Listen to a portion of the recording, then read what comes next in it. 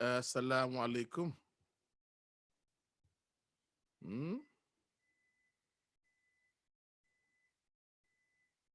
Assalamu alaikum. Sama gaay.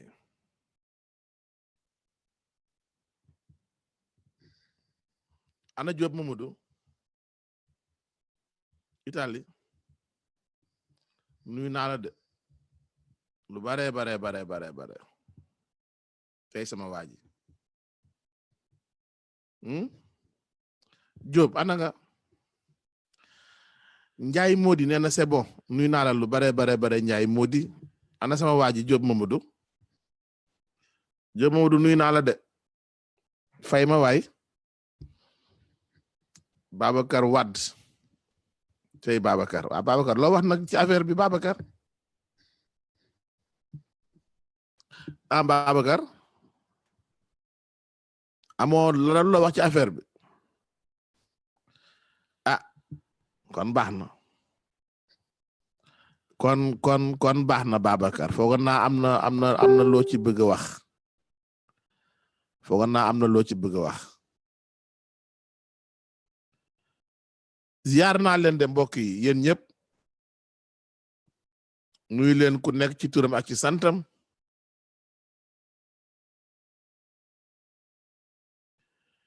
di leen baalu àq di leen baal àq ci Korité gi ñu génn. J'espère que ni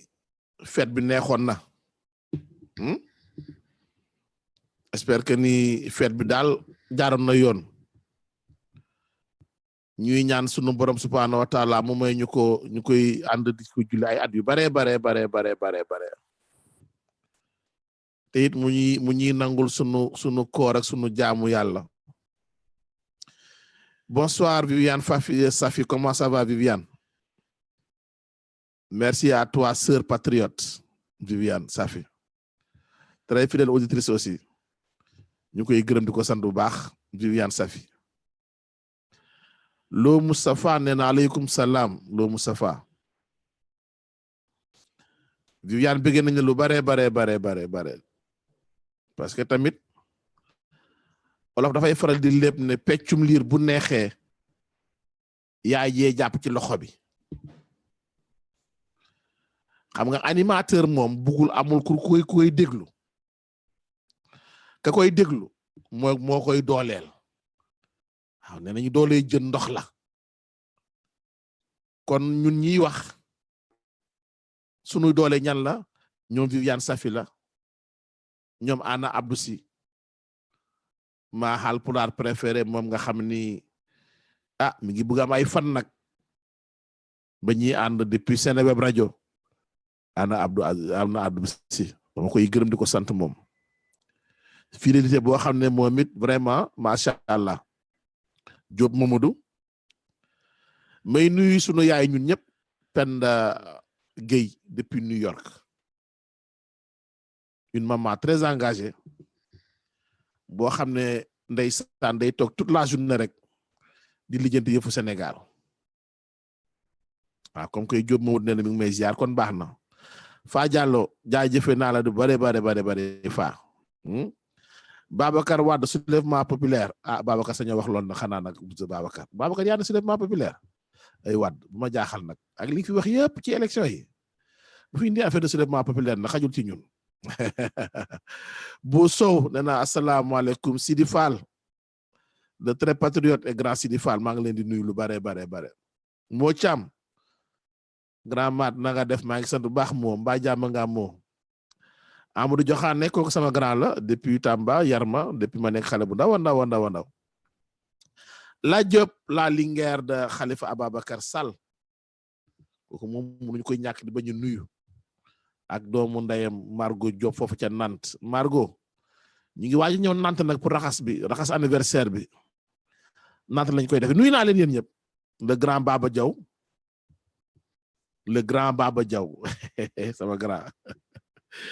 sama grand Baba Diaw dama ko faan damay woo Amadou Seydi di ko jëw rek ne ko man grand bi engagement grand Baba Diaw daf ma yéem mais nag alhamdulilah ba Sénégal amee ñu am yooyu engagement sant yàlla bu baax. alors tey jii nag émission bi seen émission la émission bi seen émission la lan ngeen xalaat ci coowul pétrole bi xam ngeen yoon bi benn la Facebook Messenger ngeen di jaar woote ñu jël leen bu kenn wootee di wax xalaatam ña ca des nañu ko may ba mu daaneel ndax benn yoon boobu la wala bu fekkee yéen a ngi ci Skype mun ngeen woote ci kër gu mag ñu sottante xalaat dañuy waxtaan rek ndax xam nga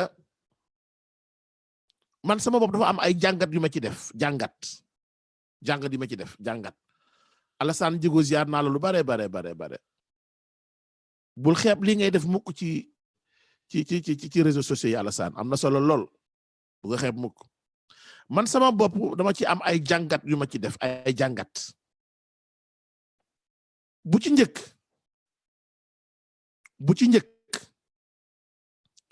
Sénégalais yu bari dañu ne coowul Petro-Tim ay at ay Sénégalais di ci wax Baba Aïdara jiitu ci man mi invité naa ko ñaar ba ñett yoon mu ñëw ci samay émission ñu waxtaan ci penc mi wax sa xalaat kon kenn mënul werante liggéey bu am solo bi nga xam ne Baba Aïdara def na ko ci mu am groupe bu jug tuddee seen bopp Petro-Tim ñoom it ñu ciy dox di ci wax macha allah ay politiciens it de leur côté ku ci mel ni Ousmane Sonko wax na ci ku ci mel ni Thierno Alassane Sall gannaaw mu génne ci gouvernement bi moom it wax na ci ay journalistes yu mel ne Adama Gueye wax nañ ci Pape Alé Niang wax na ci kon pendant des années ñu ngi doon dégg coowul Petro-Tim li jaaxal Sénégalais yu bari nag mooy lu tax ampleur bii mu am tey amu ko woon ci ba koy ñooñu di wax ndax dañoo xeeb Sénégalais yi ba tax na bu beneen chaîne ñëwee chaîne étrangère wax li Sénégalais yi waxoon mu am toli bii ndax xeebeel la ci Sénégalais yi man ma ne déedéet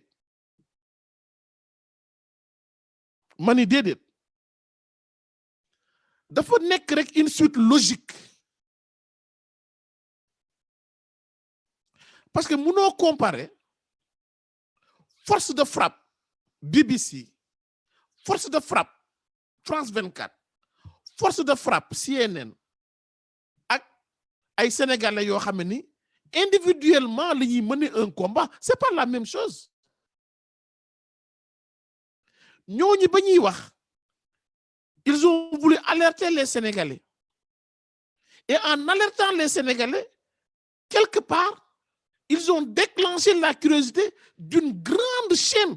comme BBC moom it mu jël le relais et pendant un an ndaw si nee na pendant un an mu doon def ay nu mu tudd enquête am l'enquête yooyu mu def tey moom ba am yenn dossier yi téye ko ci loxoom xëy na Baba Aïdara am na mérite lool mais àggul foofu Birahim Seck am na mérite lool mais àggul foofu Sonko am na mérite lool mais àggul foofu donc au moins ils ont eu le mérite d'avoir dénoncé quelque chose dénonciation boobu nag tey moo indi à un moment mu am ñoo xam ne aussi ñoo ëpp doole ñi jël le relais et lan mooy conséquence bi parce que na BBC mën a yëngalee état du Sénégal xëy na Baba Aïdara Birahim Seck Petro-Tim mënuñu ko yëngalee noonu état du Sénégal on en a parlé au Sénégal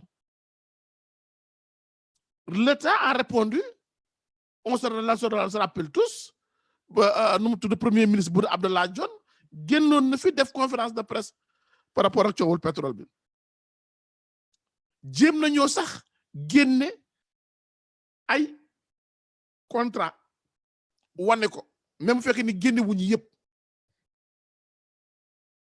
kon ñoom seen wax niilul déedéet seen wax niilul am na lu mu jur mooy lan dafa déclencher ñeneen ñoo xam ne ëpp nañ ñeen doole ëpp nañ ñeen moyen ñoom it dugg ci combat bi loolu lay indi xam nga tey nañu commencé sant yàlla ba nga xam ne ni ñoom wax nañu yaa 4 ans 5 ans de cela tey BBC jël na ba BBC waxee nag mu am attention ay ñoo xam ne c'est des organismes internationaux pourtant ay sénégalais maanaam contacté nañ ñeen woon ne leen am na lu xew Sénégal ci mbirum pétrole mais peut-être que il ne les avait pas pris trop au sérieux peut-être que jàpp nañu ñii ay opposants lañu peut-être que jàpp nañu nii xëy na contre nguur gi moo tax ñuy wax joxuñu suite sénégalais yooyu seen liñ doon kaas alors tey ba une chaîne comme BBC waxee gis nañu ñaar ba ñetti organisation internationale ne attention ils vont saisir les autorités britanniques pour que nag ñu enquêter ci BP ils vont saisir les autorités américaines pour que nag ñu enquêter aussi parce que am na fi ay kuréel yoo xam ne ñoom ci loolu rek la ñuy l'enquête fii ci Amérique donc ils vont saisir les juridictions compétentes pour que léegi nag ñu xool coow lii la ca am ak la ca amul kon loolu dañ koy sante yàlla sante ko it ñi nga xam ne ñoom ñoo déclenché combat bi comme ku ci mel ni Baba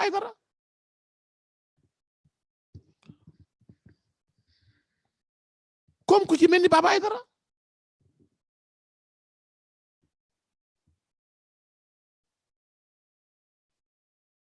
dañu koy sante yàlla sante ko comme ku ci mel ni Baba Aïdara Margot nee na maa ngi lay xaar mais bu timis jotee ñëpp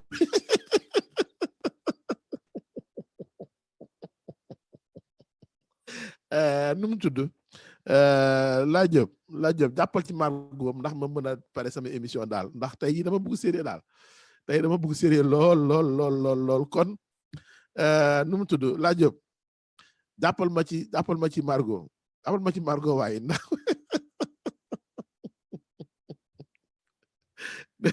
dana mi ngi may xaar ca Nantes waaye bu timis jotee ñëpp ñibbi man nag mënumaa jógee timis rek ma war a jógee Nantes ba Houston Texas xanaa avion bi la may fekk te boobu gën a ñàkk a wóor di Margot bàyyi ma émission waaye s'il te plaît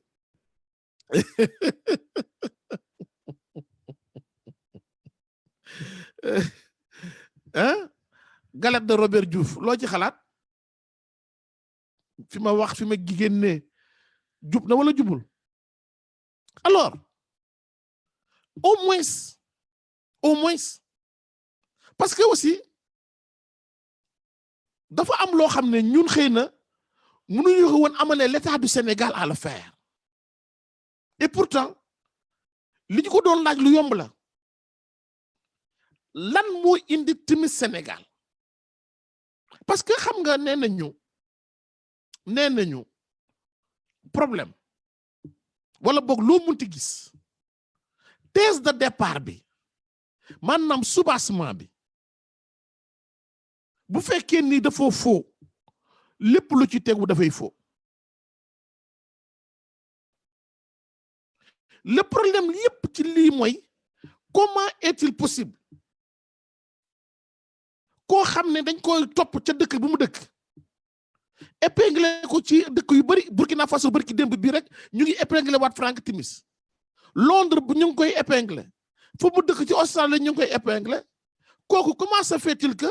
mu mun a am ay licence d'exploration alors qu'il n'a jamais eu une société boo xam ne def na ses preuves dans le monde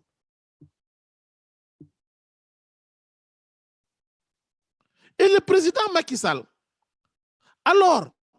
candidat à l'élection présidentielle de 2012 avait averti le président Abdoulaye Wade ne ko yéen a ngi signé contrat yoo xam ne su ma ñëwee dama koy dindi boobu ils étaient au courant que ni Ablaye Wade joxoon na son autorisation à Frank Timis yow nga ñëw ne Frank Timis mii ku ko jox contrat it man bu ma ñëwee danaa ko dindi nga ñëw diligenter benn enquête IGE c'est sous ton contrôle monsieur le président yow yaa leen wax jugal ñu jug yaa leen wax toogal ñu toog yow yaa leen jugal defal leen ma l'enquête sur Frank Timis ñoo ñëw def l'enquête ba mu jekk ñëw ne la kii kat mësuta gas benn teen amul sax benn pic buy gas teen te kii kat ci luuba rek lañ ko xamee jàpp nañ ko fii jàpp nañ ko fii jàpp nañ ko fële nga wëlbatiku malgré loolu nga signal ko contrat yi décret yi ne ko waa kon léegi demal doxalal kon yaa anguille sous roche loolu la ñu wax ni naka la mën a nekkee dëkk naar yi ñu wër Mauritanie am nañ seen pétrole ak seen gaz ba ñuy signé BP di signé Cosmos mais amul Frank Timis seen diggante boo demee ci dëkk arab yëpp signé nañu ak ay maanaam ay société yu mag amuñu intermédiaire seen diggante mais boo ñëwee ci Afrique sowu jant muy Sénégal nga dem Guinée nga dem Libéria foo munti dem ci ñooñu day bëri ay intermédiaire lu tax ndax ñun nous sommes moins intelligents que les Arabes est-ce que nous sommes moins intelligents que les Arabes est-ce que nous sommes moins patriotes que les Arabes te lii nga xam ni moom moo xew Sénégal du ne guleet parce que boo xoolee ay reportage yoo xam ne France 24 defoon nañu ko sur le pétrole du Congo Brazza depuis les années 70 même procédure bi lañu la ñu jël pour ngàcc seen pétrole yëpp fin du mois ñu ne wax ni 10 000 francs CFA ngeen di am comme bénéfice 10 000 francs CFA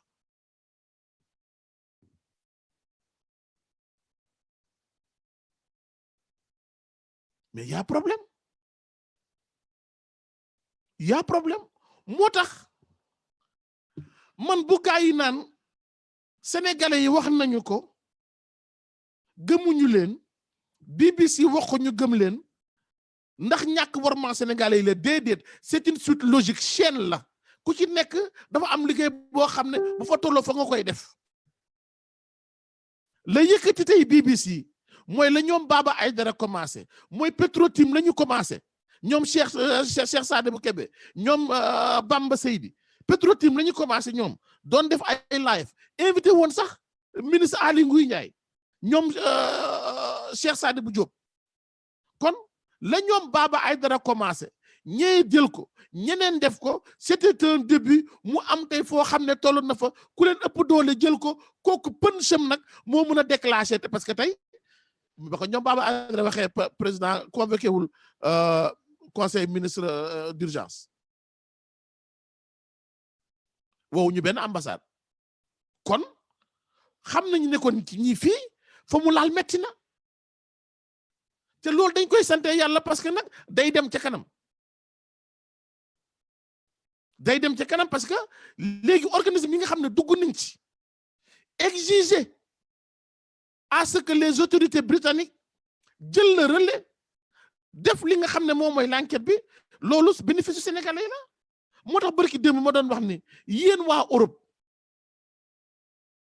yéen ñi nekk Europe Grande-Bretagne France Espagne Italie Suisse Allemagne ma leen doon wax ni votre heure de gloire a sonné parce que yéen a waroon jël le relais dem quartier général BP ca Londres dafa manifestation bu rëy pour que les autorités britanniques et européennes xam ne ni fii y a quelque chose qui se passe ñoom ñu gën cee dugal seen loxo parce que problème bi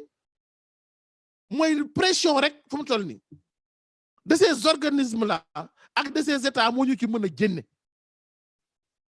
sinon nous risquons le même sort que ay Guinée ressource kese la mais intermédiaire yooyu ñoo jël gën wàll xaas bi yëpp am na benn israélien boo xam ne mais milliardaire la tey Guinée la nekkoon ñëw di jënd ay licence bauxite ak yu ni mel te musul am usine ñu jox ko mu dem sur le marché international jaay ko boo demee Zaïre ancien Zaïre tey Congo Kinshasa la même chose nga dem Congo Brazza la même chose Angola la même chose pays africain noir yëpp benn doxalin bi la amuñu fulaay fayda wu ñoom seen bopp négocier directement ak les firmes lu tax kon lii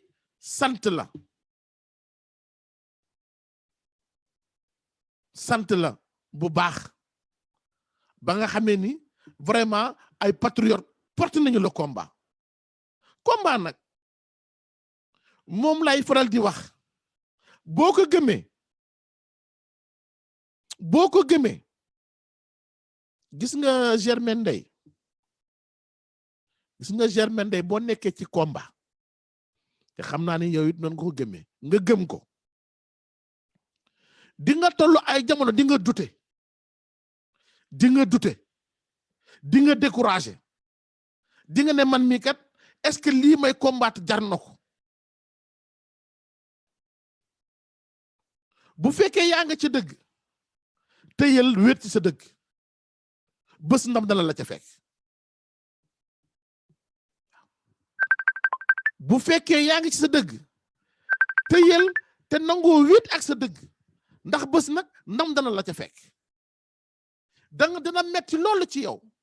da nga ca wéet lool wante sunu borom subhanahu wa taala moo def ni lu ñuy wax ni la vérité finira toujours par triompher boo jàppee te wa bàyyi ndam fekk la ca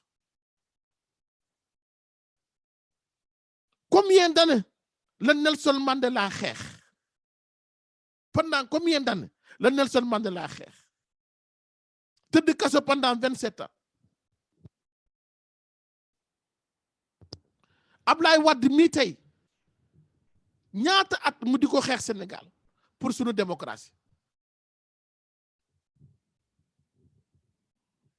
ba ñëpp jàppoon ni kii dootul musa fallu ci kër Sénégal keneen la ko sunu borom di fal booba la muy xeex dëgg la ca moom te bàyyiwu ko ñiit bañ ko commencé ñoom it nen la woon ñu ci bëri ci ñun sax gëmuñu leen woon wante ñu dem de fil en aiguille Baba Aïdara di wax ba ay politiciens ci mel ni Sonko jël ko def ci seeni gëstu ñoom it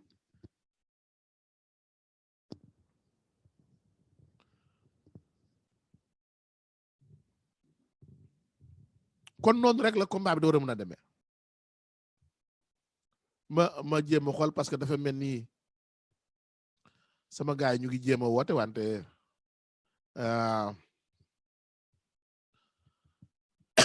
xaaral ma xool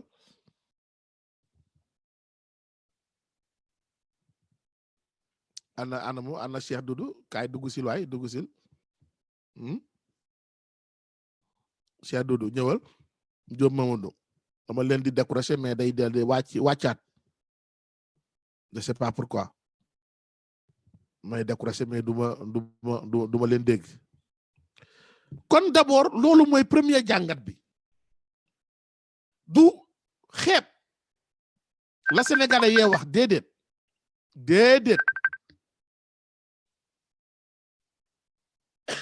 wante man jàpp naa ne suite logique la Cheikh Doudou maa ngi lay nuyu Cordoba.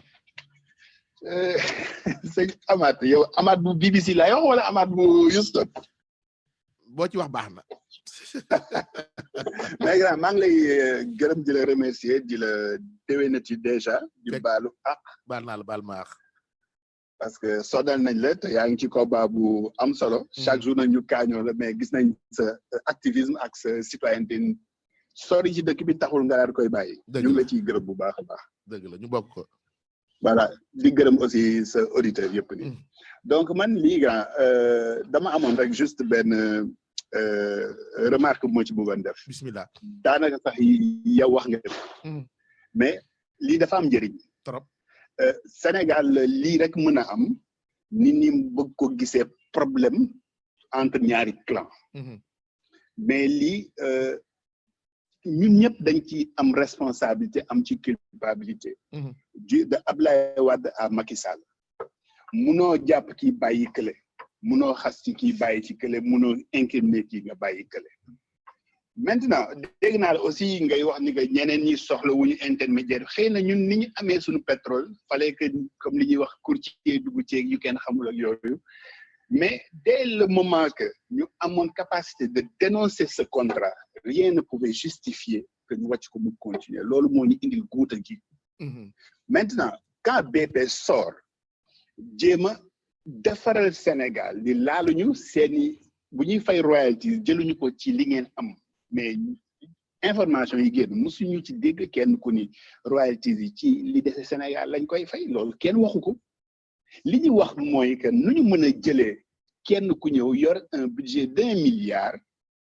ñu permettre ko mu mën a dem ak une fortune aussi astronomique loolu mooy wax bi. maintenant Aliou Sall Macky Sall et cetera. loolu waroon nañu ko dagg depuis 2012 Aliou Sall mënoon na mettre à l'aise son grand frère ci deux façons benn waru woon a liggéey ak Timis loolu ñëpp xam nañ ko waruñu koon bàyyi ba muy continuer ba tey jii xëy na li ci jaaxal ni rek mooy montant bi doon fayeeku mais waru woon a liggéey ak Timis benn deuxièmement puisque am na ca benn weer ba mu ko mës a fayeeku Timis waru woon a gagné ci dara lu jëm ci loolu parce que dafa indi li ñuy wax conflit d'intérêt tey jii luñ ci mën a wax duñ ci set. Deuxième chose bi ci gën a metti aussi mooy que Macky Sall en tant que président jeune qui nous a vendu un rêve ñu taxaw xeex Karim Wade xeex Abdoulaye Wade gis dévolution monarchique bi ñu doon wax ni doomam dafa dugg ci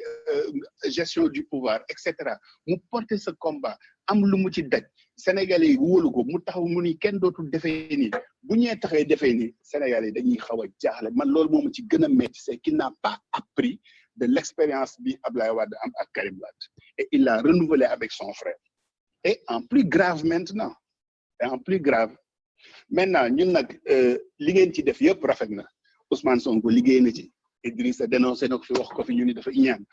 ñoom Baba Aïdara jàmbaar yi yow moom ñëpp ñoom Cheikh Sadou Kébé ku nekk bind nga ci wax na ci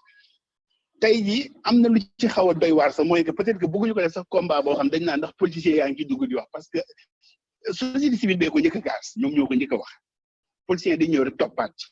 parce que ñun yéen ñi ñëpp yéen a ko njëkk a dénoncé ce qu'il faut faire maintenant mooy que peut-être ñu bañ a bàyyi la pression parce que Sénégal dañuy coow rek quand même ci ñeenti fan ñeenti fan mooy mu jeex xëy na mënatuñ dara diggante Franck Timis ak BP mais mën nañ fexe nag ba nga xam ni ëllëg keneen ku fi signé ci dara di nga xam ni que. askan non bul wax ne mënatuñu dara Franck Timis léegi nag lay intéressant parce que les juridictions britanniques seront saisies est-ce que tu te rappelles de waajooju joxoon ne ko transport là le français là comment il s'appelle waaye français bi ñu doon bi doon xeex Ablaye Wade rek comment il s'appelle encore te ñu joxoon ko ne ko transport voilà il a été condamné en France par lan ay dénonciations yoo xam ne ay organismes ñoo ko def ci dépôt de vin ak corruption yoo xam ne da ko doon def en Afrique. mais grand corruption bi am na. waaw mais voilà. parce que tey jii BP mënul taxaw son directeur Afrique au Sénégal génn def conférence ni waxul ni li ñu wax amul dafa ni les montants yi ñu wax c'est exagéré mais boo waxee montant bu exagéré donc mën nga wax am na une dénonciation calomnieuse moom dafa bañ a porter plainte du affaire de bourse de mais am na leneen lu ci gën a ñaaw am na leneen lu ci gën a nekk. léegi nag na ñëpp jug jàpp ci. ñu dem seeni les juridictions ñi bëgg ñu jàpp ci ñu porter plainte gars yi dem jug bon je pense que nag dëkk yooyu ils sont assez démocratiques ba nga xam intérêt peuple moo leen gënal te dinañ ko yeggalee di xeex mais buñ ko bàyyee ni coow li bëri 3 jours 4 5 chaque jour ñu wax ci Facebook coow une semaine ci lay doon après bon maintenant demain mu nekk coow péage bi wala coow beneen bu nar a génn mais encore une fois si maintenant Aliou Sall bëggoon na aussi problème bi xaw a réglé wu nii il devait mettre aussi son grand frère à l'aise mooy que wala Macky Sall démissionné ko parce que ci déclaration dafa def ñaari erreur grave dafa wax ni moom il était fonctionnaire di liggéey et il a créé une entreprise ce qui est illégal rien que pour ça waroon nañ ko démettre balaa 6 heures ci postam deuxièmement mu nekk ci problème bu toll nii ça veut dire que ñoom mënoon nañ ci gagner point li ma doon waxtaan ak laa Diop sax mënoon nañ ci gagner point sax ñoom ñu démettre ko de ses fonctions pour permettre une enquête de se poursuivre voilà dëkk bi xaw a am tuuti jàmm ak salaam gars yi xaw a yaakaar ne am na benn espèce de justice bu fi am pour le peuple sénégalais. mais encore une fois yow maa ngi lay gërëm. waa sa liggéey rafet na ci yaa ngi ciy jàpp bu baax yaa ngi ci éveil de conscience bi. di ko def yenn saa yi nag ak humour bu xaw a am solo surtout moment bi tous les nerfs sont tendus mais vraiment ñu ngi lay remercier di remercier gars yi doon déglu yëpp. Cey Kor Daba jaajëf di la wax jàpp ci bu baax a baax daal. gars yi kii mooy Kor Daba nuyu naa ko sama waa ji Cheikh Doudou. jaajëf waay Omar. jaajëf donc. allez merci. voilà mu wax lu am solo merci beaucoup. donc léegi fu mu toll nii mooy fii mu toll.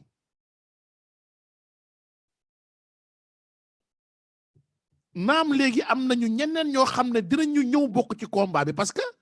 y avait d'autres sociétés yoo xam ne aussi ils ont été lésés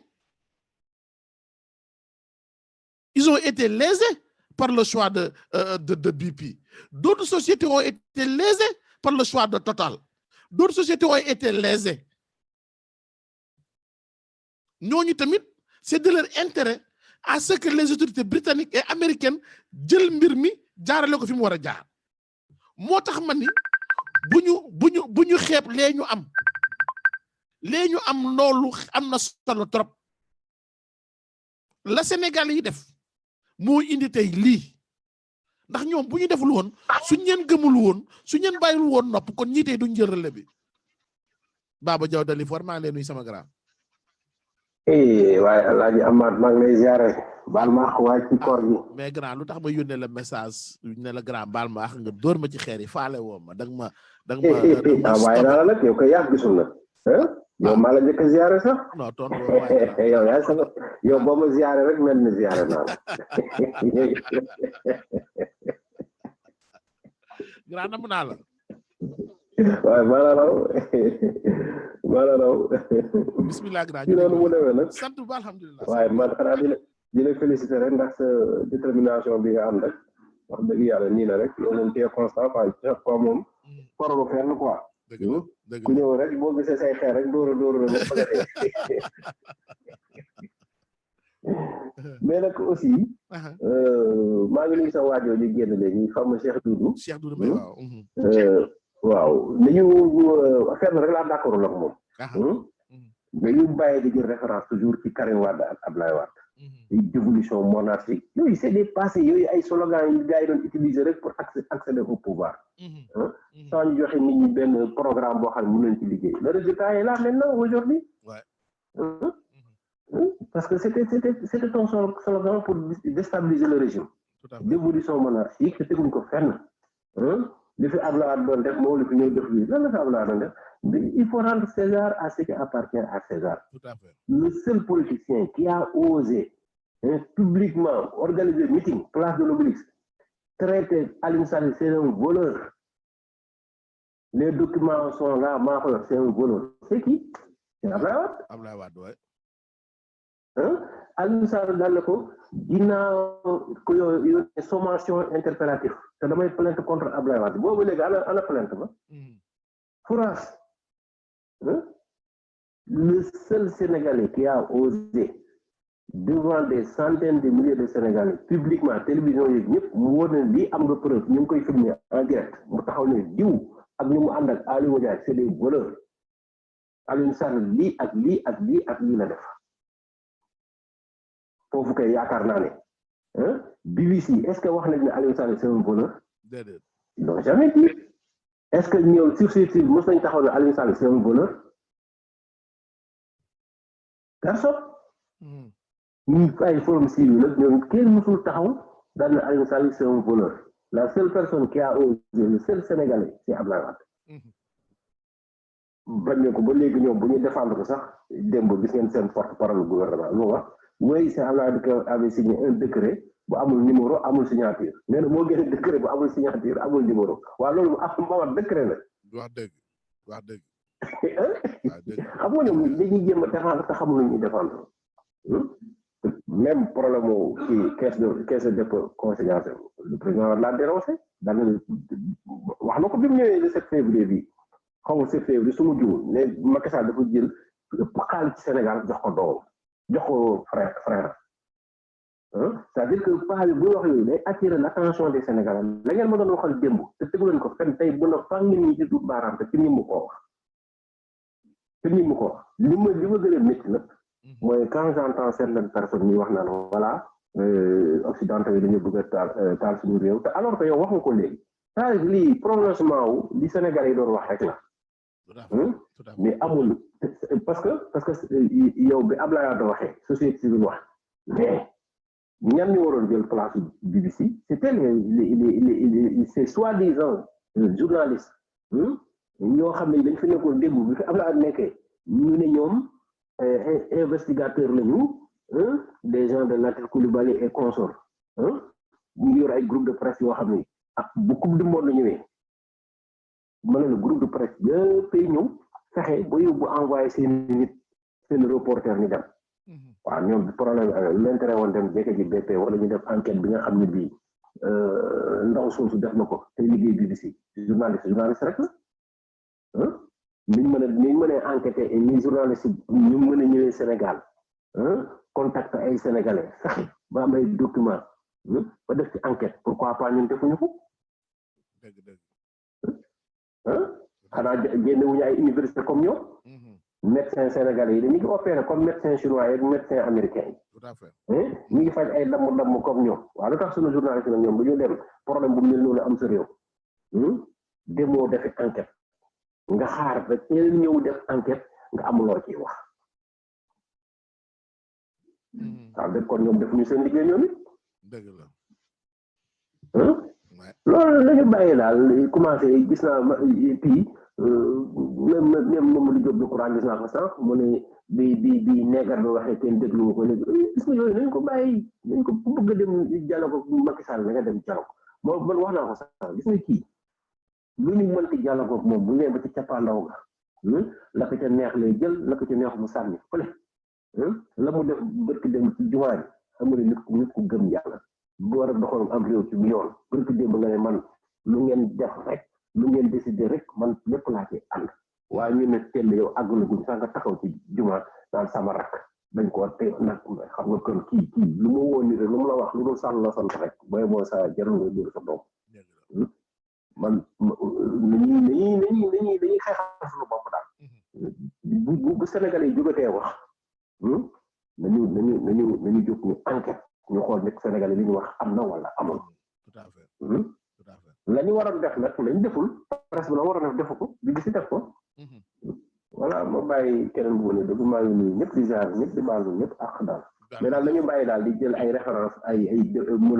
dévolution monarchique yooyu c'est dépassé waaye yooyu bu ko kenn wax ay Abdoulaye Wade moo doon defal lii day kii moo la def non Abdoulaye Wade ko woon kenn dem na watal bi Macky Sall ceux qui ont combattu Abdoulaye Wade c'est eux qui ont élu Macky Sall waaw ils n'ont qu'à prendre les responsabilités. jërëjëf grand merci beaucoup merci beaucoup di ko jaajëfee bu baax grand Baba Diaw responsable politique membre du bureau bu responsable politique au Parti démocratique sénégalais nekk bokk ci comité directeur bi ne bokk foofu nekk foofu Dalifort alors maa ngi doon wax sànq ma ni Germaine di nga wéet ci combat di nga ci wéet tollu ay guddi ne ma bàyyi wala ma dem ma continuer ndax jarati na ko maa ngi perte énergie maa ngi perte xaalis nit ñaa ngi may reetaan wallaay boo gëmee ni da nga nekk ci dëgg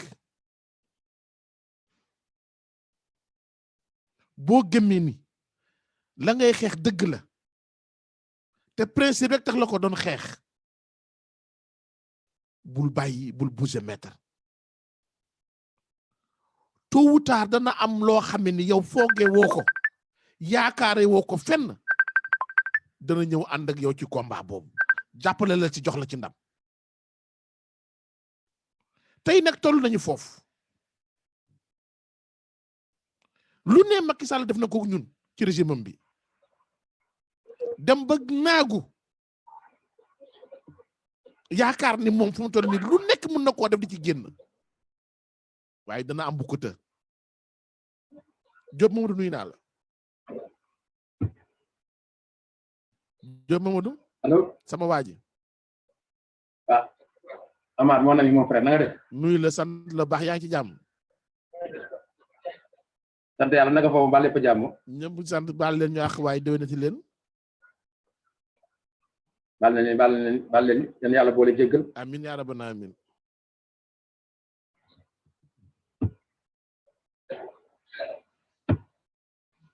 yàlla may ñu teewkat yu bari amin yaa rabbana amin amin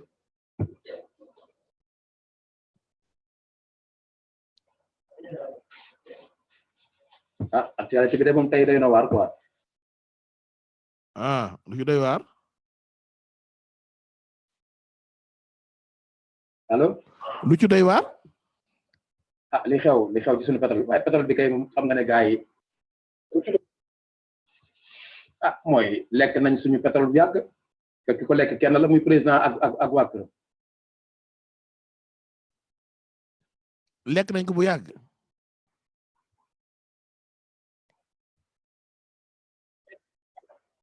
yàgg na kay xam nga ni gars yi wax nañ ko wax c'est-à-dire xam nga ne comme presse bu am doole dafa wax rek muy BBC moo leen yëngal mais bu doon ci presse national bi rek ba tey dañ naan waaye ñi dañoo bañ Macky Sall ñi ay opposant lañ comme na woon rek waaw mais loolu mais BBC fa mu génne dafa am doole et puis pole bi mu am alors que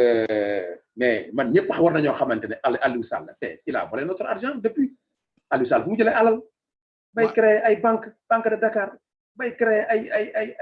ay Sahel aviation mais fan la jëlee boobu alal loolu simple journaliste la woon et puis sunu président bi vraiment il n'est pas honnête quoi yaa ngi dégg Amath. waaw foofu nga toll ci il n'est pas honnête. waaw non xam nga li mu wax démb ci grande mosquée bi di défendre sa rakk yow ngay njiit bu fekkee da nga ne yow maandu nga waroo protéger kenn te waxoon na ko fi je ne protéger personne moo ko waxoon fii. te gëmoon nga ko. te il est en train de protéger ses proches. gëmoon nga ko ba mu koy wax. waaw voilà alors que léegi déjà mi ngi influencer justice parce que buy défendre rakkam mais c'est malhonnête bi défendre rakkam yow affaire u tonni muy alalu Sénégal lu nga war a wax kay mooy justice na liggéeyam jeex na mais déjà soo koy défendre procureur nan lay autosaisir wul xam nga ne procureur du wax. parce que procureur am la. waaw Diop procureur comme ni ko Barthélémy Dias waxee. procureur du parti la. Diop Mamadou. waaw. lu tax yéen Sénégalais ngeen bëgg di nax seen bopp di gëm. waaw lan moo tax yéen Sénégalais ngeen bëgg di nax seen bopp di gëm ni procureur mën na autosaisir lu tax ngeen bëgg di nax seen bopp ci loolu. non man loolu xalaatuma ko de man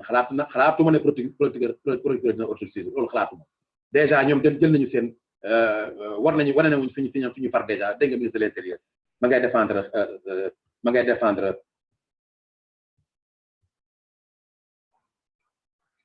ma ngay défendre Aliou Sall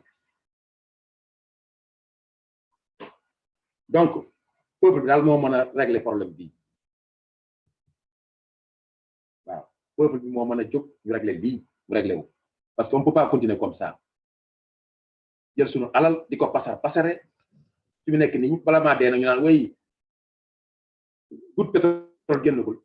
mais loolu nit ñi xam nañ pétrole génnagul mais attention signé na décret mais transaction yi commencé na waa ji am na ay milliards au dos des Sénégalais te defu ko dara amul benn xam-xam njublang la et puis li ma gën a metti ñun africain war nañu xalaat suñu bopp yaa ngi may dégg bu baax Amath. maa lay dégg bu baax kay. ñun africain war nañu xalaat suñu bopp pourquoi un type un truand boo xamante ne duñu tous topp pays africain yi bu am ressource naturelle rek mu daw daal di rapproché wu ku jege président ba fexe ba am ci ressources yi lekk ci la muy lekk te amul benn société boo xam ne mën na explorer dara wala entreprise boo xam ne mën na exploiter dara mu koy def ci dëkk africain yi man africain yi lan moo ñu dal ñun lan moo ñu dal ba un type de rien du tout ñëw di ñu nax comme ça ah di ñu nax comme ça xam ne c'est un romain xam ne fii en Europe yalwaan lañ fi nekkee mais Franck yalwaan lañ fi nekkee ab dictateur mu leen yoroon Ceausescu ab romain dem ci dëkk africain yi fekk seen ressources naturelles yi ñëw di collaborer ak ay proches président yi ñu leen di jox ay décret yi exploiter suñu ressources naturelles yi ñëw jël ko di ko jaayaat dugal ko ci marché international bi def ay transaction am ay milliards yoo xamante ne du amul entreprise bu taxaw amul entreprise boo xamante ne mën na explorer wala mën na exploiter la preuve biñ ko joxee décret bi la ñuy soog a créer benn société après le décret bi ñu leen ko jox dañuy soog a créer société au Sénégal li Thierno Alassane Sall wax dëgg la li Sonko wax dëgg la Abdoul Mbaye ñoom ñëpp li wax dëgg la mais pourquoi ñu bëgg réeral Sénégal yi naan way dara pétrole bi ki dara génnagul mais dara ko ni y a des transactions y a des milliards yoo xam ne ñoom ñu ngi koy lekk sa famille ñu ngi koy lekk ba ci sa femme la am na loo xam ne ñu ngi koy transférer sa femme Aliou son tonton boobu nekk Pikine nan la mën a amee entreprise qu'est-ce qu'il est gorom bi xool li mu ko jox ba pare mu ko jox caisse de dépôt de consignation Aliou Sall tey dafa waroon démissionner wala moom moo ko doon porté mu démissionner pour ñu leeral affaire bi mais daf ñu yàpp le cas de Khalifa Sall gis nañ ko ne mu taxaw gis nga ni procureur génne taxaw def conférence de presse taxaw dugal Khalifa Sall te booba sax atte ay yoon atteegul nga dugal Khalifa Sall carrément lu gën a garaaw a ngi nii te Khalifa Sall 1 milliard xaw ma lañ ko doon jiñ loo xam ne ñëpp xam nañ ne lekk ko dafa fekk benn processus bu noonu fi amoon mu di ko doxal kii nag xam nañ ne dafa lekk suñu alal ndax amul woon tous ci dara la musul am benn journaliste la woon wala fajiri na jëkk amee salaire tey nan la mën a dem bay créer ay banque de Dakar nan la mën a dem bay créer ay Serre aviation te aviation boobu du aviation yu nga xamante ne kii de mooy aviation yu nga xamante ne ay hélicoptères yoo xamante ne ñoo yóbbu gars yi ci plateforme yi kon nga xam ne kii ils se sont préparés te Macky Sall bi muy signé décret bi xamoon na ko même bu fekkente ne jamono Ablaye Wade la woon bu fekkee jamono Ablaye Wade ñoom ñoo signé contrat bi mais moom moo signé décret bi te xamoon na lépp te avant muy toog moom kaas na affaire boobu pare xam na li xew lépp moom moo ko tey moom c'est le premier complice moom dañ ko war a poursuivre haute trahison moom Macky Sall ci boppam Macky Sall bu ñu ko fi jëlee dañ ko war a topp moom li mu def moo gën a garaaw li ñu doon xeexee Ablaye Wade waaw moom dañ ko war a topp haute trahison il a trahi son serment avec ça nag gouvernement bi yëpp taxaw nag ku nekk di wax loo xam ne du dëgg man defe ne mën nañu nax Sénégalais yi BBC lu mu leen wax et puis nañ porte plainte kenn du porte plainte dañuy sóob ana dialogue bu ñu doon woote dialogue bu ñu doon woote lépp lii dong la woon pour mën a nëbb seen affaire yi nga xamante ne def nañ ko xam nañ ne def nañ ko garaaw loo xamante ne il faut ñu jéem a nax Sénégalais yi pour ne dialogue wax affaire amnistie bu ñu ne amnistie ñu dal di dugal ci lépp ba nga xamante ne affaire pétrole beeg yëpp contrat yi kenn dootu ci wax dara mais yàlla weer na leen tey Sénégalais yi nag ñu war a jël seen responsabilité. ñoom ñoo ci des parce que Macky Sall moom réew mi bay saax-saaxe suñu alal di saax-saaxe suñu alal di sacrifier suñu avenir yi doom ay génération ci génération léegi nag Sénégalais yi ñoo war a taxaw faire face nekkoon nag na nga buqi pétrole bii li nga jotale ci buqi ko mais buñ fi taxawee nag kii naan lii ñuy wax yi waxi kasa ko sax tax yem ci lii rek du sotti dañu war def rapport de force nekk nag suñu alal et puis ki dafa war a démissionner immédiatement moom Aliou Sall parce que caisse de prévoyance bi ñu ko jox c'est des milliards et des milliards de voler notre argent te loolu yàgg na loolu moom lu kii di confirmer la rek mais Sénégalais yi xam nañ ne kii il a volé notre argent depuis ma loolu ñu ma yàgg wax la jërëjëf Diop léegi nag li ci des mooy le camp est waaw la balle est dans le camp des Sénégalais am na loo xam ne nag bajam kanam borom moo koy fajal boppam buñ ne yàcc na yaakaar nag mu jeex ñoom ñu def leen lu ñu leen neex quoi ngeen baal ma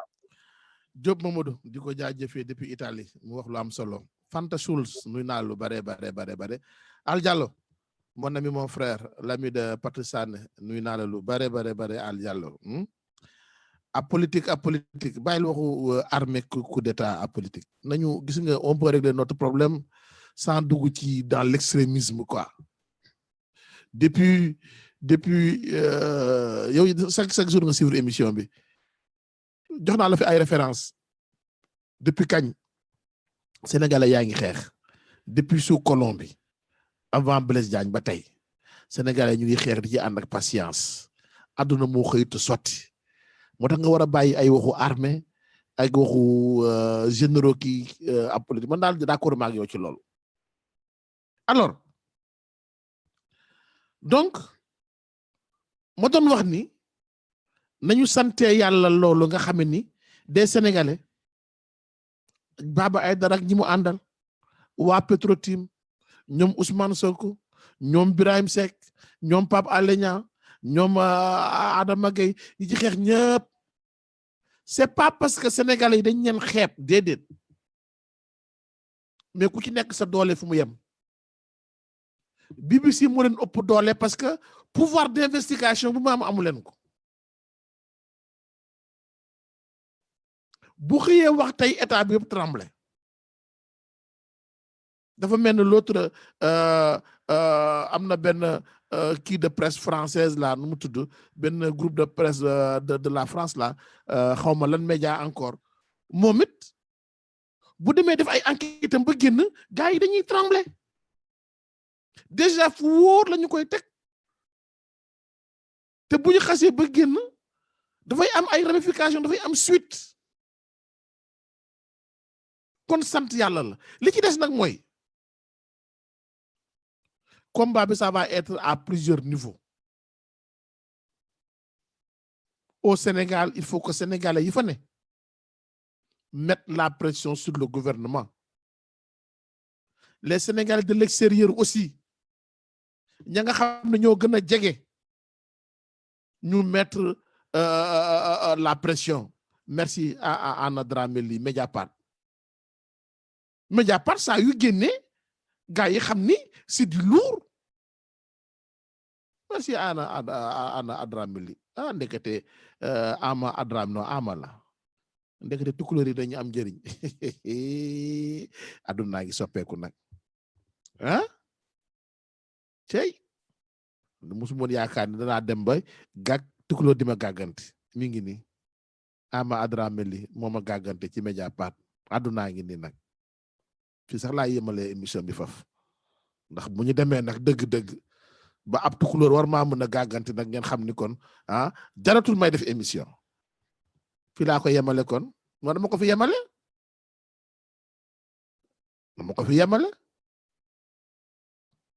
donc may wax ni li may dénk toujours rek sama bopp di ko dénk sénégalais yi mooy gis nga boo gëmee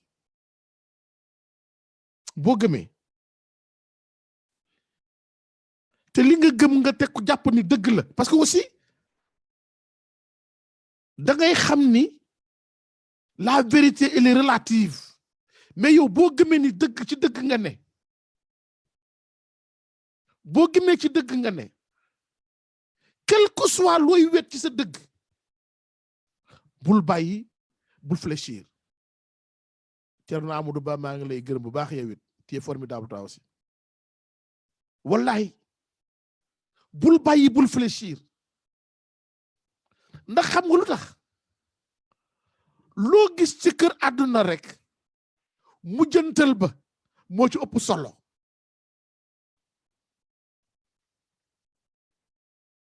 loo gis ci kër àdduna rek mujjantal ba moo ci ëpp solo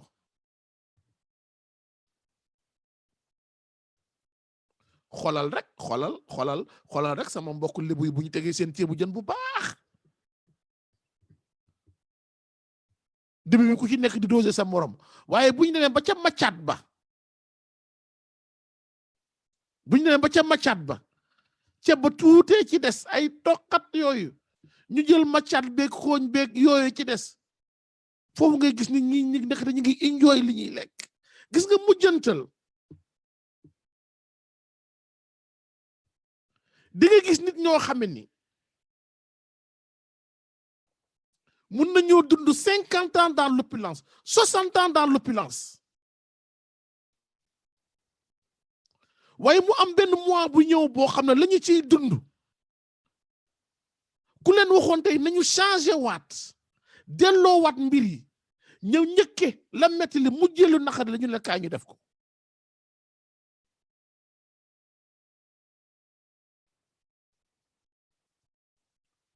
moo tax il ne faut jamais perdre espoir ba ñu génne ci élection yii beaucoup de mes compatriotes dañ ne ñoom bàyyi nañu waaw Ama Adramé li lan moo tax ñuy laaj yàlla nañu yàlla may mujj mu rafet yàlla nañu yàlla may mujj mu rafet lan moo tax mag ñi di ko ñaan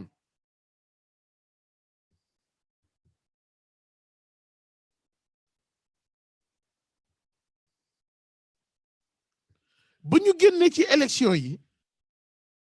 beaucoup de mes compatriotes dañ ne léegi ñoom comprendre tuñu bàyyi nañu ils ne comprennent plus le peuple sénégalais mel leen déedéet élection yi ku ci juger le peuple sénégalais tooñ ko ku ci juger le peuple sénégalais tooñ ko parce que c'est des élections qui étaient biaisées dès le départ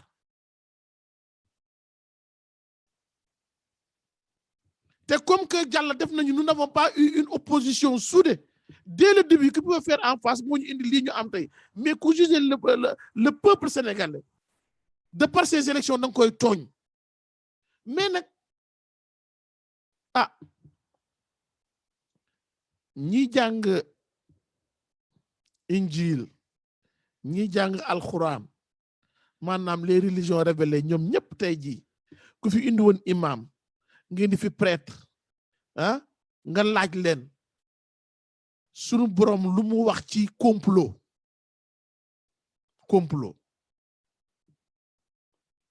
ak mujjantalam gis nga lëm nguur complot ci boppam dana mën na yàgg lool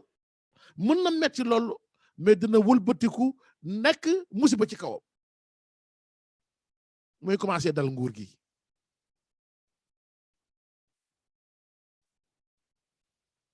na ngeen xool ci ay Idi Amin Dada na ngeen xool ci ay Mobutu Sese Seko Wazabanga na ngeen xool ci ay Ben Ali na ngeen xool ci récemment Blaise Compaoré na ngeen xool ci ñoo xame ni yore wu ñu woon seen dëkk ci démocratie foo leen fekk ñu ngi doon jaay doole ko complot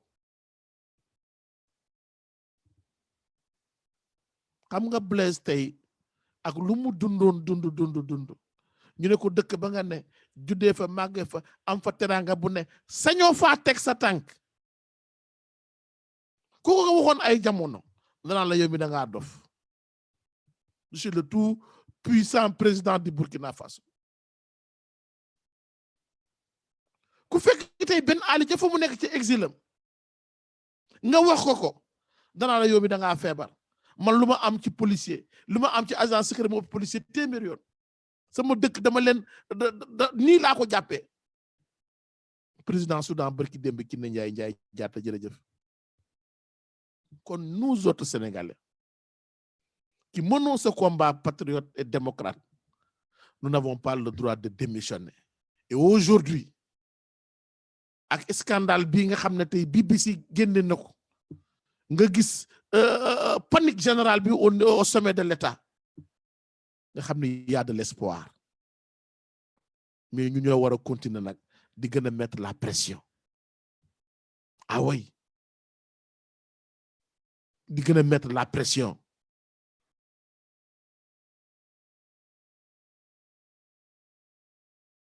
mbokk yi xarit yi am di jàmm yi soppe ak àndandoo yi maa ngi gërëm ñëpp sant ñëpp di ñaanal ñëpp jàmm di wax ni lii ce n'est que le début du commencement.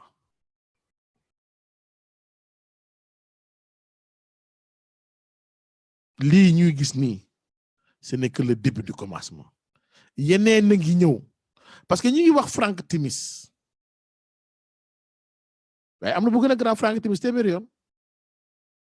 keneen koo xam ne moom jox nañ ko ay bloc pétrole pourtant de ma nga kaso ci Roumanie bu mu ne ma nga ca kaso ba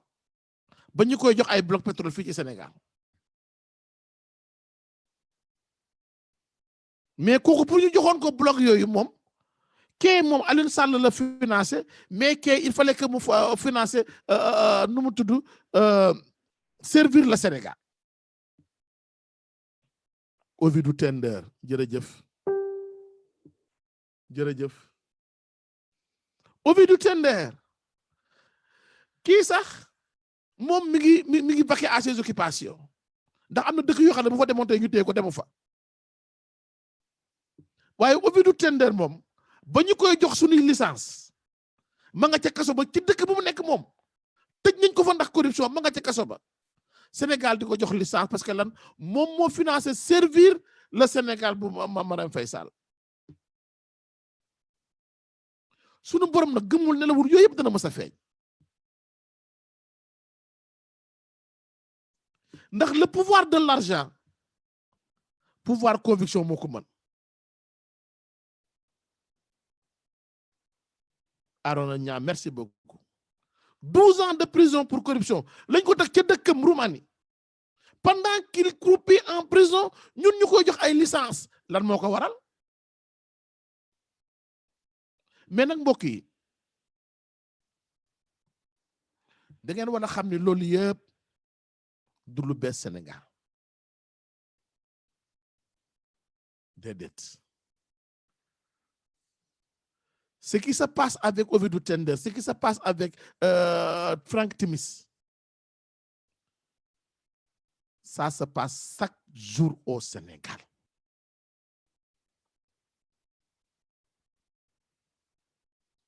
boo leen déggee ñu ne lan moo tax yenn contrat du Sénégal di signé yenn saa mu exorbitant ba jaaxal Sénégal yi dañ naan la autoroute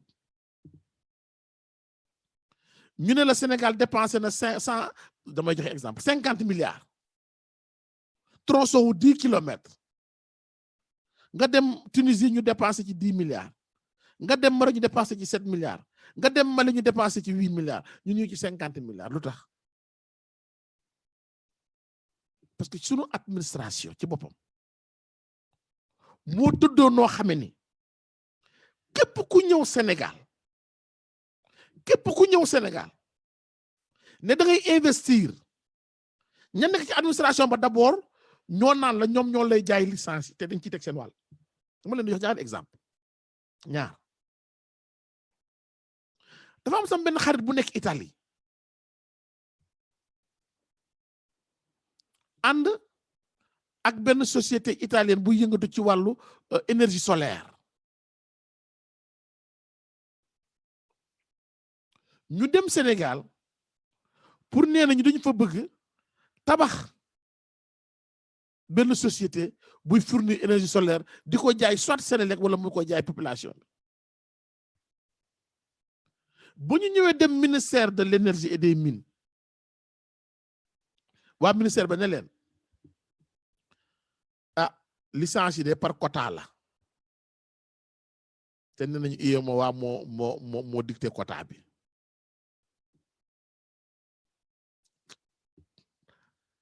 nombre de licences yi lii lañ ciy joxe te 3 moo ci des 3 yooyu ñett agent au ministère bi ñoo ko yor ku ci nekk yaa ngi laaj 2 milliards pour joxe sa licence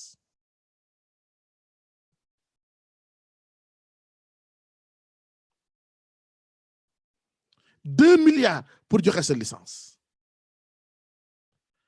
kon loolu mooy même ñoom bu ñu d'accordoon fay 2 milliards yooyu après dañuy jëlaat 2 milliards yooyu tegaat ko ci la ñuy charger Sénégal yeneen ñaari exemple benn Sénégalais bu nekk bitim réew dafa xarañ lool ñëw ne leen wàllu permis yi développé naa benn software boo xam ni mun naa ko gérer defar Sénégal permis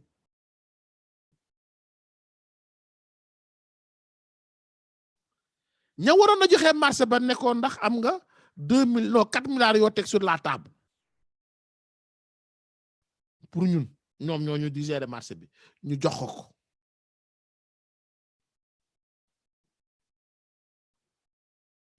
mu ne leen déedéet ñu ne ko déet kon bàyyi kon ñeneen di ñi ñëw di ko nangu it danañ fay pot de vin yooyu waaye dañuy jëlaat pot de vin yi tegaat ko ci li ñuy fayee ko Sénégal loolu moo tax Sénégal saa yu signé contrat ngeen gis ni dafay exorbitant ba mu ëpp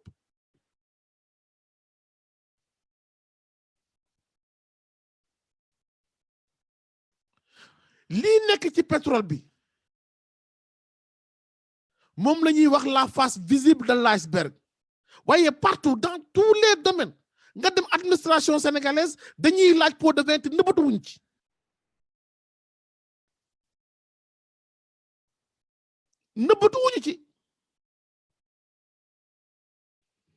dafa am sam benn xarit bu nekk Sénélec mooy nettali benn histoire bu doy waar mi ne ma Sénélec dafa am lu mu soxla woon lancer benn appel d'offre ay chinois ñëw bëgg gagner marché bi bëgg neexal commission bi 3 milliards fekk na boobu Makhtar Cissé ñëw soogo ñëw nekk bees comme directeur général Sénélec ba mu ñëwee nekk bees indaale ay nitam ci nun ñooñu mu indi nag daf ci am ñaar ñoo xam ne dinañ yóbbu ci commission yooyu joxe marché bi ñu nekk 5 ñaar ñu bees ñooñu étudier dossier yëpp xam ni chinois bi moo gën a cher la ñee téeméeri yoon mais ñett ña fa yàgg ne leen waaw moo gën a cher mais nañ leen ko joxe nañu 3 milliards mais comme que ñu bees ngeen ñun mën nañoo bàyyi sax ngeen jël 3 milliards yi yeneen marché dañ ñëw ñu dabbo te pourtant yeneen société nga fa proposer loo xam ne xaaj bi la ñuy fayeeku que chinois yi mais chinois bi moom comme que tegoon na ci 3 milliards pour joxe ko pot de vin yokk na prix gaa yi ni leen déedéet gaa yi ni leen baax na da ngeen di bees rek ci système bi noonu la Sénégal di doxe hôpitaux yi boo demee wut extrait de naissance ñu lay tàddal ci 200 francs 300 francs boo demee wut casier judiciaire fu ne loolu nag mooy lii ndey mbill gi moo nekk ca pétrole ba moo nekk ci zircon bi moo nekk ci or bi temps yi nee nañu am na ay site orifères yoo xam ne jox nañu ko ay chinois jéem leen a dem xool contrat yooyu ba xam il nous faut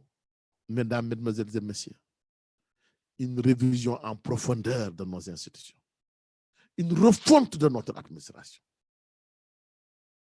il nous faut une refonte de notre administration sans quoi damay xool ndeysaan bërki démb benn photo Dubaï en 1984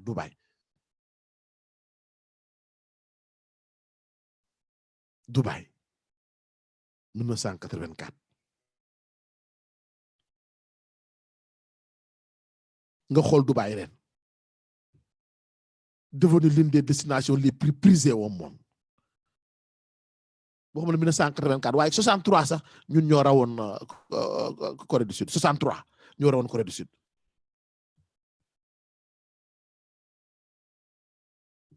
waaye Dubaï ba ñu découvrir seen pétrole d'abord nanguñu ay Franck Timis ay Olivier Tenderier du ci dugg xam nañu lan lañ ci am wax ak société yi ci fulla ak fayda tiré ci lu bare defaraat seen dëkk Sénégal nag ñaar yi moo ci am fii lay jugee dox ba faw wala fii lay jugee nag mu dem comme mel comme ñoom Gabon comme ñoom ay teeg yu ni mel mar d'Italie yàlla ci yàlla musal waaye de deux choses l'une tànk dañ koy banque rek wala ñu tàllal ko ñaar yooyu rek moo ci ne te bu ñu bëggee nag parce que l'expérience n'est pas toujours vécue gis nañu ce qui s'est passé dans les autres pays africains Nigeria 57 la commencé di exploiter le pétrole ba tey 1957 mais ils n'ont jamais réussi à maîtriser la corruption 1% population bi wala 2% population bi ñoom ñoo ciy bénéficier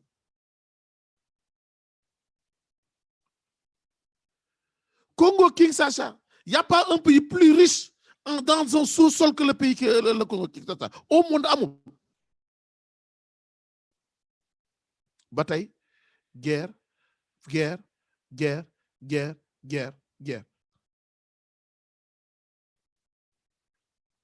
Congo Brazza elf en 70 71 72 mi ngi ŋàcc le pétrole du Congo Brazza di ko yóbbu dellu si waat di leen lebal xaalis teg ci ay intérêt yu bari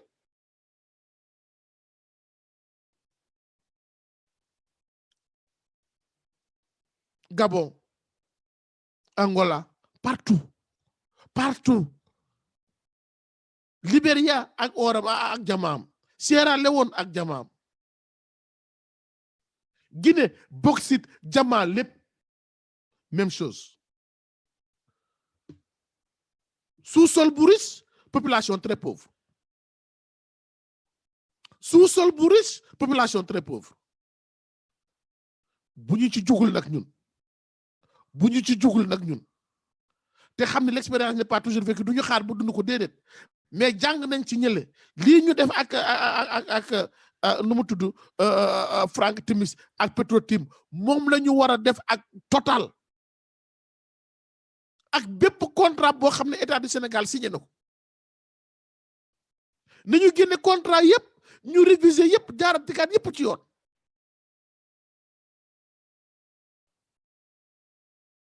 gërëm leen sant leen ñaanal leen yàlla di ko sàkku ci yéen di leen jox rendez-vous vendredi wala samedi ban ngeen ci tànn Njawar jéey nuy naa la déwénati fa ñu ñëw vendredi suba wala samedi ban lañ ciy def vendredi wala samedi Arona ñaa nee na macha allah mon grand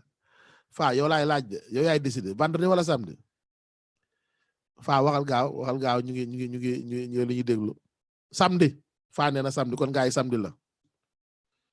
fa nee na samedi kon samedi la lu fa wax moo fi nekk boof elage fa mooy décider bu waxoon boof ñu def boof vendredi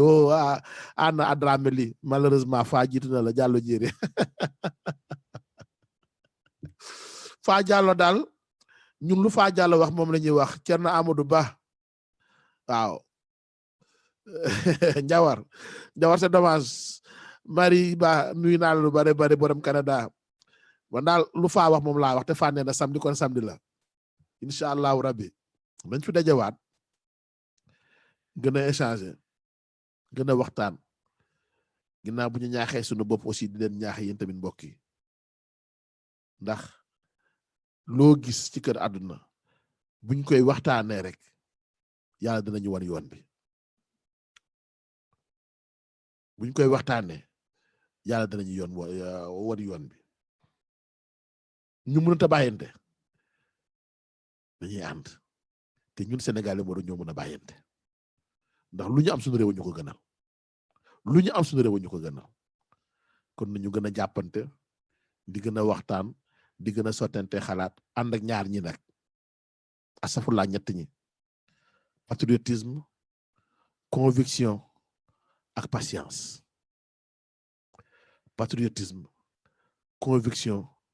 patience Anna Adramé lu kii bi waxoon ci patience nee na patience lan La Fontaine lu mu waxoon ci patience ana nga sama xaal pulaar bi may gàkkati saaxa ba tey patience lan ah waaye ñëwal ana Dramé yow laay xaar de ci patience Fontaine lu mu waxoon ci patience encore nee na vaut mieux que lan waaw noonu la lutte continue ci patience laa wax ñëwal ci patience fàtte naa ko am na daal lu mu waxoon la parce que xam nga vaut mieux que xam nga voilà mooy yéen ñi jàng tubaab xëy na yéen ñu gën a yéen ñu gën a mun a jàpp yooyu kon ñu ngi leen di Mortal Camara nee na n'importe quoi cey mon frère mon ami Mortal nee na n'importe quoi des propos à l'emporte-pièce purement politique cey Mortal mon ami mon frère Mortal sama waa doomu ndey waa Tamba la dama koy comprendre moom ndeysaan kon gaa yàlla ñu yàlla defal jàmm defal leen ko incha allah ba samedi ci kàttanu borom bi ñu dajewaat fii waxtaan naat sottantewaat xalaat comme ni ñu ko defee tey ak ni ñu koy defee saa su ne jërë ngeen jëf